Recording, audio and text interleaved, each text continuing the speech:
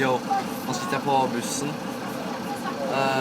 på vei fra flystoppet til og med. Flyplassen til parkeringen da. Så vi er på P4-plassen, tror jeg, stedet. Vi er stoppet på P6 for å slippe av de som skal dit. Vi kjører videre da. Og så ser jeg Pepsi. Jeg kjøpte det på flyplassen i Stavanger. Ja, det er kanskje ikke sagt det, men lander i Stavanger, så tar vi bussen til Egersund. Eller vi satte på med farmor da, men nå vi kjører.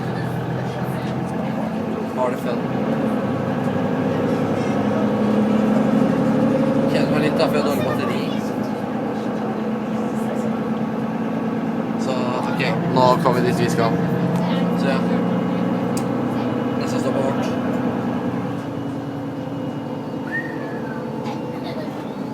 Si hei, Karen. Hei.